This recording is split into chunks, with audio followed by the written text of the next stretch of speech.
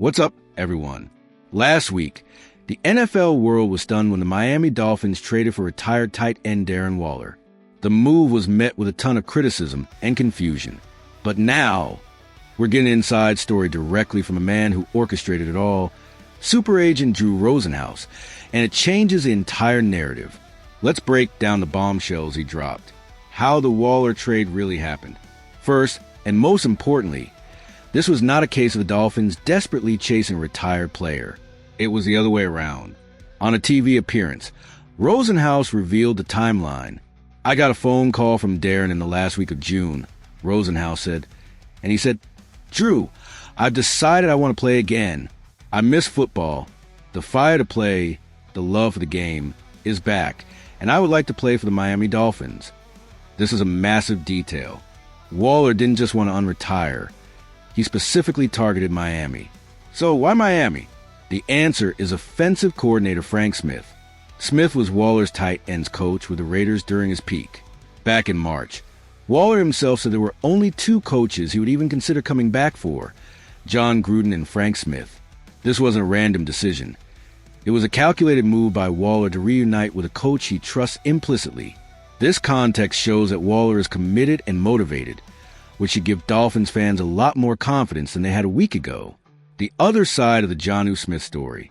But that's not the only thing Rosenhaus cleared up. Ironically, he also represents the tight end Waller is replacing, Jonnu Smith. We all heard Jonnu's side on a podcast last week, where he felt strung along by the Dolphins. Now, we have the agent's perspective. According to Rosenhaus, the Dolphins made a clear business decision. They decided they were not going to give Jonnu Smith a new contract extension. Instead of forcing him to play out his final year, they allowed him to seek a trade. And here's the biggest piece of the puzzle. Rosenhaus added that the blockbuster Jalen Ramsey for Minkah Fitzpatrick trade might not have happened if the Dolphins weren't willing to include Jonnu Smith in the deal. This reframes the entire situation. The Dolphins didn't just get rid of Smith. They used him as a necessary asset to acquire an all-pro safety in Fitzpatrick. It was a calculated move to facilitate a much larger upgrade. What this all means. So, when you put all these new details together, the Dolphins' offseason strategy looks a lot less confusing and a lot more calculated. The Waller move wasn't a random gamble. It was a player-driven decision based on a specific coaching relationship. The Jonnu Smith move wasn't just about money. It was a key piece needed to execute the blockbuster trade for Minkah Fitzpatrick.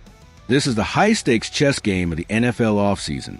Now that you have the inside story, has your opinion on the Dolphins' moves changed?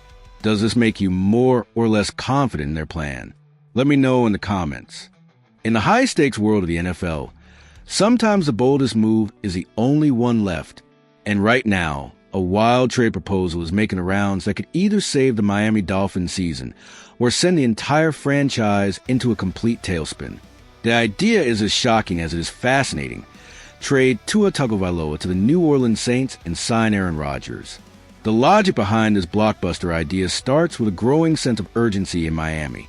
After losing key players in the offseason and with the futures of stars like Tyreek Hill and Jalen Ramsey uncertain, the window for this current roster feels like it's closing fast. At the center of it all is Tua Tagovailoa and his looming massive contract extension. Despite his talent, questions about his long-term durability persist, and GM Chris Greer has shown hesitation in committing to his core players. The proposed solution? A future Hall of Famer with a massive chip on his shoulder. The idea suggests the Dolphins could trade Tua to the quarterback-needy Saints for a package of draft picks, likely a second and a fourth rounder. This would give Tua a fresh start in the wide-open NFC South, away from the intense pressure cooker of Miami. In his place, the Dolphins would make a run at 41-year-old Aaron Rodgers. For Rodgers, the motivation is clear: revenge. After a disastrous and drama-filled tenure with the New York Jets, he would get the chance to take over a ready-made, explosive offense and stick it to his old team twice a year. For the Dolphins, the hope is that Rodgers' veteran presence and legendary arm could be the spark that convinces Hill and Ramsey to stay for one last, all-in Super Bowl run. But this is a gamble of epic proportions. You're bringing in a 41-year-old quarterback who was a walking public relations nightmare for the Jets. while he can still sling it, the potential for locker room disruption is immense. On the other side, are the Dolphins giving up on their young, ascending quarterback too soon?